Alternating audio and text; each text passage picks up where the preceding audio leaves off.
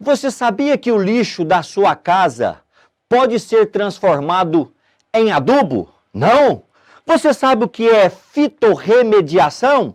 Também não? Então fique comigo até o final deste vídeo que você saberá responder essas duas perguntas. Roda a vinheta!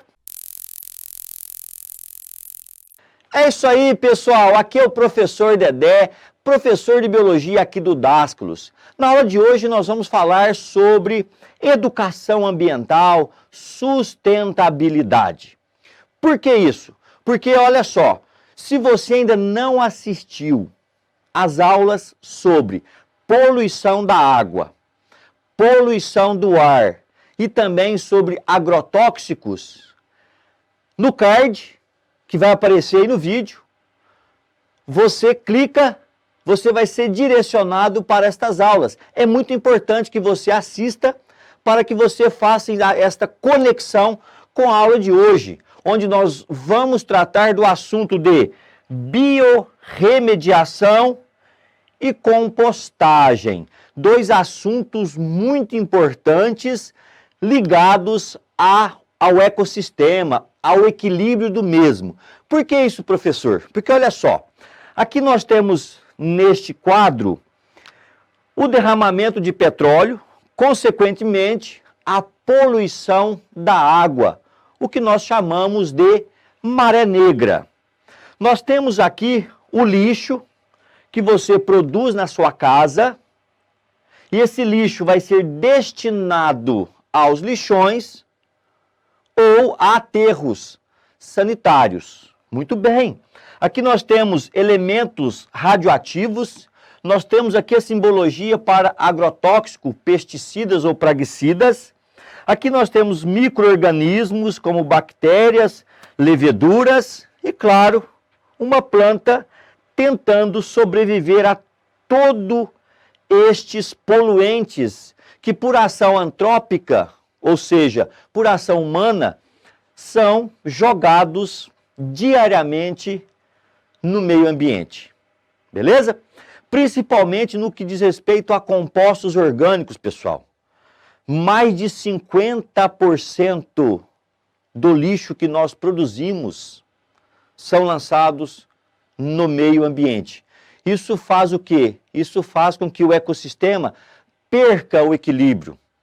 A sinergia é quebrada e aí surgem os chamados desequilíbrios ambientais, comprometendo então a sustentabilidade das gerações futuras, comprometendo a biodiversidade e até mesmo a produtividade.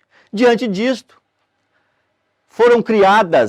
estão sendo criadas ainda mais técnicas para tentar reparar, reduzir a quantidade de elementos, compostos orgânicos e inorgânicos jogados no meio ambiente, como, por exemplo, fertilizantes também, metais pesados. É muito interessante fazermos uma relação desta aula com as duas catástrofes ambientais, a barragem lá em Brumadinho e também a barragem do Fundão, lá em Mariana.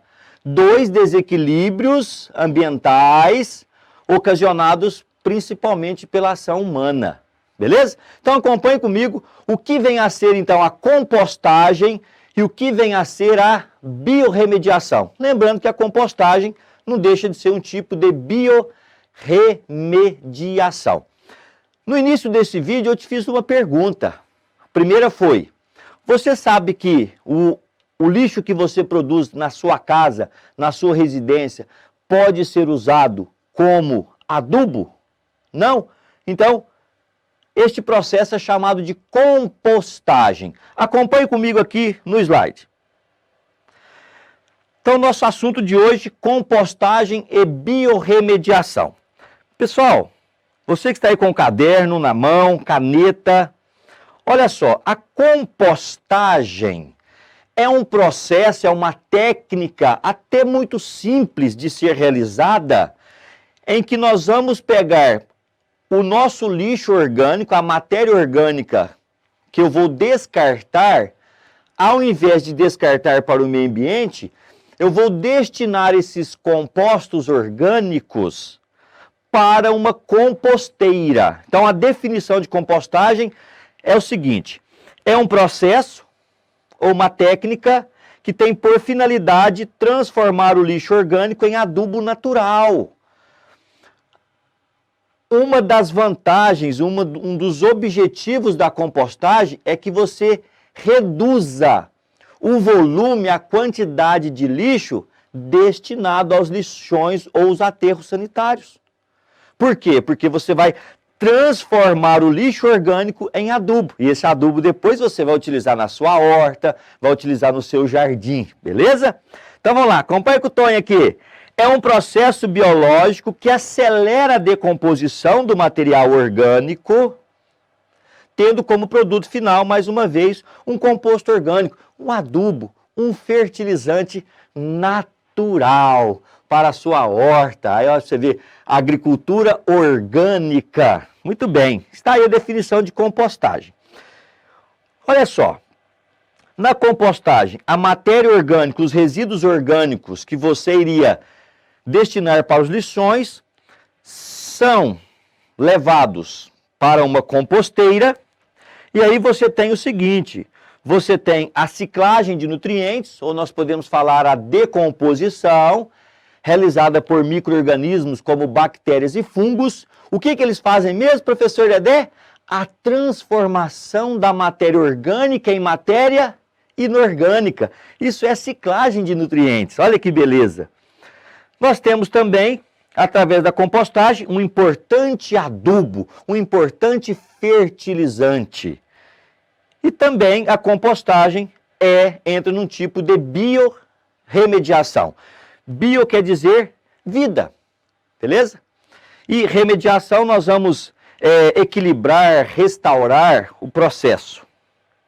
Olha só, a compostagem, o que pode ir para a composteira, professor Dedé? Isso aqui é muito importante. Você que a partir desta aula vai produzir o seu próprio adubo, o que vai para a composteira? Restos de frutas, cascas de laranja, cascas de banana, beleza?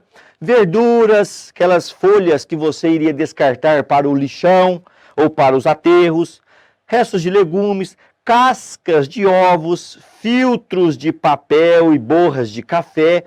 Aqui é muito interessante a borra de café, porque devido ao cheiro, ela funciona como um repelente, né? Animais indesejáveis que, porventura, seriam atraídos até a composteira, com a borra de café, elimina-se um pouco o odor e esses animais não são atraídos. Isso é muito importante. Borras de chá também, ervas, grãos e podas de gramas. Olha só que beleza. Então, estes elementos podem ir para a composteira. Mas o que não pode ir para a composteira? Que também é interessante.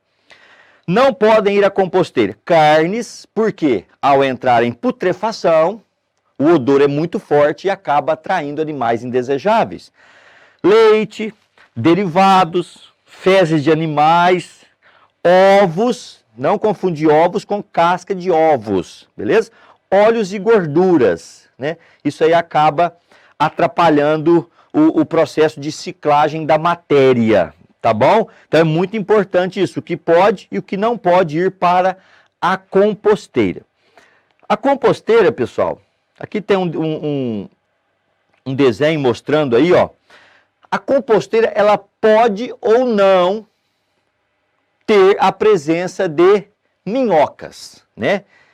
Minhoca nós sabemos que é um animal considerado um detritívoro, vive a partir de matéria orgânica, e a minhoca ela acaba acelerando o processo. Você não precisa fazer uma composteira, não é obrigatório a construção de uma composteira contendo minhocas. Hoje, na internet, você pode adquirir composteiras e junto vêm as minhocas, esses anelídeos, que vão acelerar o processo, beleza? E também as minhocas produzem humus, que é um importante fertilizante também, tá bom? E aí, elementos que podem ir para a composteira. Mas o que é interessante na compostagem? Olha só, vou voltar aqui. O que é importante? Olha só, se a sua composteira conter minhocas, não é interessante que vá para a composteira, por exemplo, cascas de cebola, até mesmo alho, beleza? Descascar as cascas de alho, por quê? Pode alterar o pH e comprometer, então, a atuação desses vermes. Né? É um fator importante. Agora, toda vez que você for acrescentar novos elementos, novos produtos à composteira, é importante que a composteira seja sempre remexida, revirada. Por que isso, professor? Remexer, revirar o composto para criar um meio aeróbico, permitir a oxigenação do composto. E também a umidade. O composto não pode ser nem muito seco e nem muito molhado. Ele deve estar úmido. Então, a oxigenação, a umidade, cria um meio propício para a atividade dos micro-organismos decompositores, que estão transformando a matéria orgânica em matéria inorgânica. E é esta matéria inorgânica que vai servir daqui uns 3, 4, até 5 meses para ser o seu fertilizante da sua horta, do seu jardim. Beleza? Então é importante a oxigenação do composto e também a umidade. Então sempre esse composto deve ser revirado. Tá bom? E normalmente, em algumas composteiras, essa última caixa aqui, ela acaba armazenando chorume, né? Muitas vezes forma-se o chorume, que é aquele líquido, e você acaba descartando, né, esse chorume, ou também hoje o chorume pode ser tratado. Tá bom, pessoal? Compostagem, assunto bom, e já apareceu no Enem uma questão de compostagem, beleza? Você reduz o volume de lixo, como está aqui, para os lixões e para os aterros sanitários, e outra, você acaba produzindo o seu próprio adubo. Ah, é bom ou não é? Que é isso? Então vamos comigo para o segundo ponto, que nós vamos falar sobre biorremediação. Então acompanhe comigo e faça as suas anotações. Veja, eu tenho aqui o poluente, o contaminante, e por meio de técnicas nós vamos adicionar nutrientes, micro-organismos, daí o termo bio, quer dizer seres vivos, e os produtos serão gases menos tóxicos, gás carbônico, água, biomassa e sais minerais, beleza? Qual que é a definição certinho, professor Dedé, de biorremediação? Tá aqui, coloquei para vocês, ó. Bio quer dizer vida, remediar, reparar, corrigir. Então, o contaminante em excesso no meio, hoje nós temos micro-organismos específicos de acordo com o contaminante. Não é qualquer micro-organismo, por isso são técnicas estudadas, principalmente por engenheiros ambientais, para determinado contaminante, esta espécie de micro-organismo, seja bactéria, seja fungo, né, leveduras e até mesmo enzimas extraídas dos mesmos.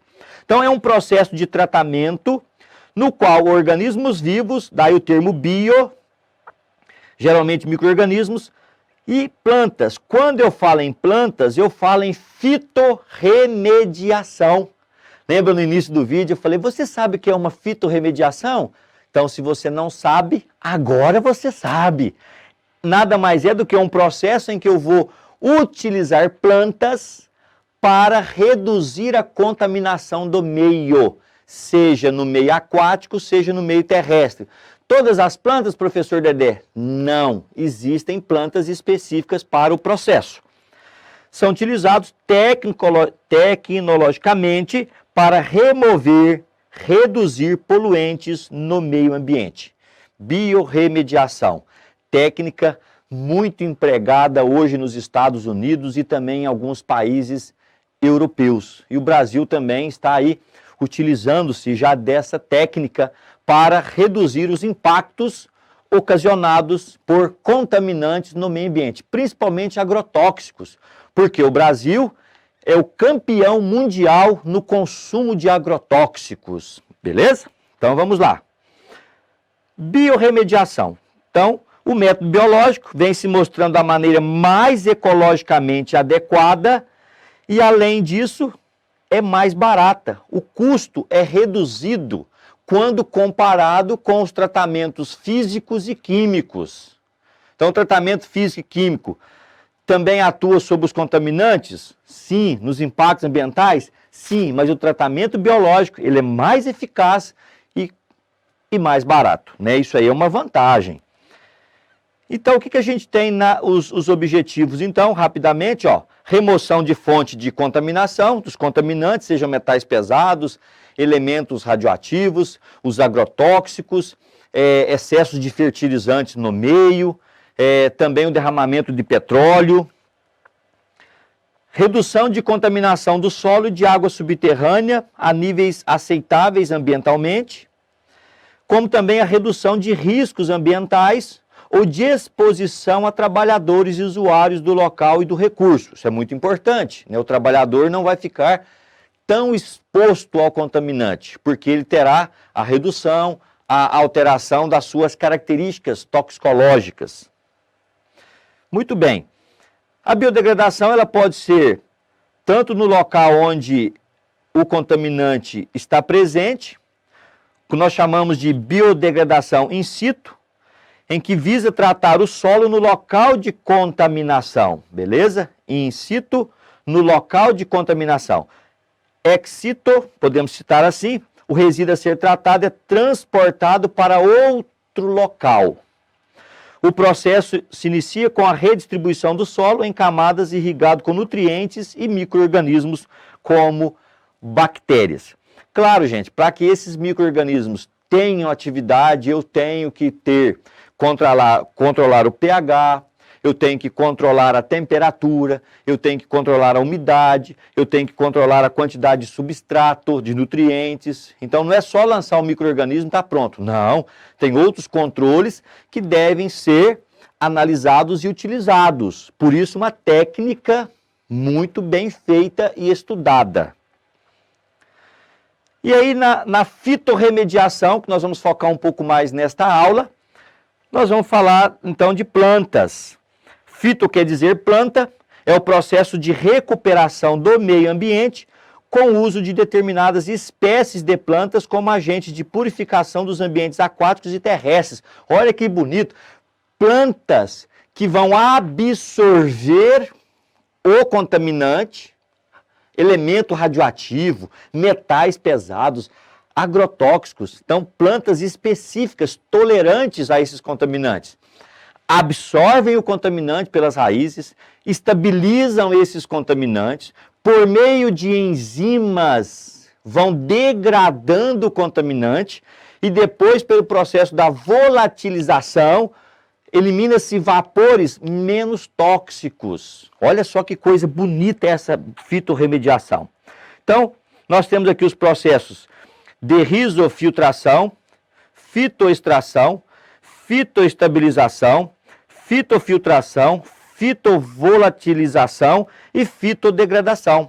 A risofiltração, como também a fitofiltração, são os processos de absorção dos contaminantes, beleza? E também a sua, o seu armazenamento em folhas, em raízes e em caules. Por isso que as plantas devem ser plantas tolerantes, beleza? Daí um bom estudo. A fitodegradação, por meio das enzimas produzidas pelas plantas, nós temos então a modificação, a transformação do contaminante em produtos menos tóxicos e pelo processo da fitovolatilização, esses gases são eliminados pela planta, pelo processo da transpiração, beleza? A estabilização já diz, né? A planta acaba estabilizando o contaminante para que depois ele seja degradado pela ação enzimática. Então está aí processos da fitorremediação. E aí a gente tem aqui um bom exemplo, né, que mostra para nós aí a planta fazendo a filtração, a extração, a degradação, a fitovolatilização. Olha que coisa bonita, em que o que era contaminante agora foi transformado em vapores menos tóxicos, ou até mesmo atóxicos, que são liberados para o meio. Beleza? Então, um outro esqueminha aí mostrando para nós esse processo da fitorremediação. E aqui eu procurei colocar para vocês algumas espécies de plantas muito utilizadas na fitorremediação. Junco, aguapé e álamo. São apenas alguns exemplos. Tem muito mais. Pessoal, então na aula de hoje, olha só que bonito. Meio ambiente, conscientização e saber que existem hoje técnicas avançadas para o controle desses contaminantes que diariamente são lançados no meio pela ação, infelizmente, antrópica. Pessoal, se você ainda não inscreveu no canal, inscreva-se, não perca tempo, ative o sininho de notificação, compartilhe com seus companheiros, deixe o seu like, o seu joinha e no final desse vídeo, vai aparecer a descrição, você vai ter aí a descrição no vídeo, o material que você pode estar estudando por ele, um e-book que contém também exercício, tá bom? Então vai lá, baixe o material que está na descrição deste vídeo. Um abraço do Dedé e até! E não se esqueça, Enem Power, a sua aprovação está aqui no Dascalos.